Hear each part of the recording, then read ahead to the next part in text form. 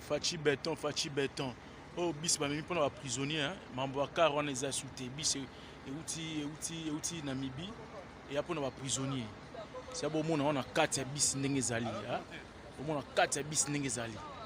Oh, bis pona ba prisonnier et mi on a loufu. Outi Namibie. Bis yango ah le rôle avion. Mon commande le rôle avion.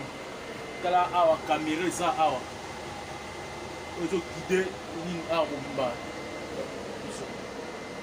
Hein? Moni yoka mali likolo. Bis pona ba prisonnier ba car on a chuté. Moni couloir ba prisonnier. Oui awa. Première porte, première entrée, il y a un prisonnier. Ils ont 4 personnes à 4. 4 personnes à 4. Donc, oui, entrée 12. Oui, 11. Oui, 10. Azan en face, il y a 2. Donc, entrée c'est belé, ni Mokuba. Il y a un prisonnier. Fachi béton. Bisa ba prisonnier. Il va donner la prisonnier dans parquet pour ba mi mabango na on appelle ça comment na makala quoi. Hein? Il y a au monde dans la casse ni zali. Ils ont comme maman. Ils sont prisonniers. Ah. Ça déjà bloqué mais au monde na casse ni ça. Bloqué. So, on va bloquer en awa donc ils ont 5 fongo là car. Ils sont prisonniers. Awa 3. Gloire ya ngo. Ba bi on dolongo là ba prisonnier na makala monsieur bango tina luzumu. Awa. Il y a 4 personnes. C'est bloqué boye kangami. Il faut maman, il faut bah au fond la clé. Donc Fachi béton. Pour moi zo koma le rôle na poto. Yo a couloir à bis. Couloir à bis yango. Fachi béton ya Fachi. Bon di marapé. Bon di maka. Vous comprenez? Peut-être dans code na couloir à chauffeur. Petit couloir on a bimba. Hein? Couloir ba chambre.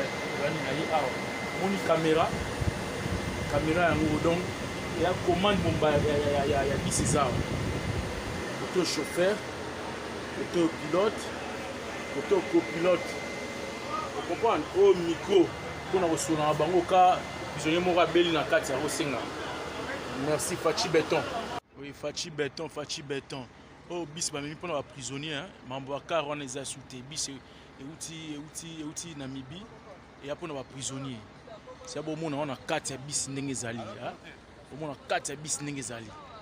Oh bis pour un prisonnier et puis on a loufu. Outi Namibie. Bis yango ah le rôle avion. Mon commande le rôle avion. Kala awa caméra ça awa. Ozo guider ligne awa bomba. Hein? Moni yoka mali likolo. Bis pona ba prisonnier ba car on a chuté. Moni couloir ba prisonnier. Oui awa. Première porte, première entrée, il y a un prisonnier. Ils ont 4 personnes à 4. 4 personnes à 4. Donc oui, oyo entrée 12. Oyo 11. Oyo 10 Azan en face, il y a 2. Donc, entrée c'est belé, ni Mokuba. Il y a un prisonnier. Fachi béton. Bisa ba prisonnier. Il va donner la prisonnier dans parquet pour ba mi mabango na on appelle ça comment na makala quoi. Hein?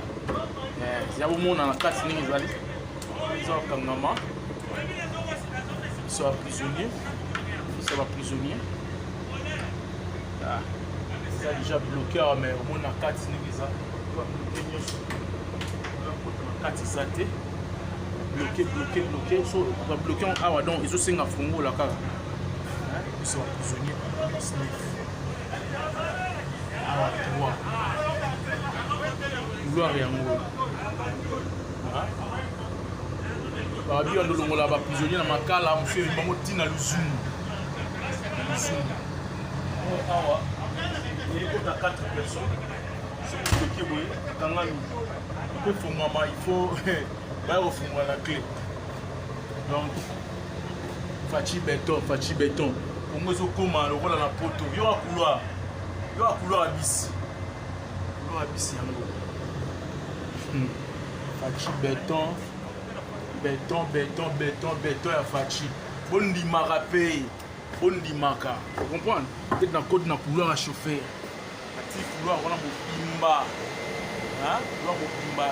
chambre yani na ye awa moni caméra yango donc ya commande bomba ya bisi eza awa koto chauffeur koto pilote koto copilote ocomprendre oyo micro mpona kosolanga bango ka prisonnier moko abeli na kati ya kosenga merci faci béton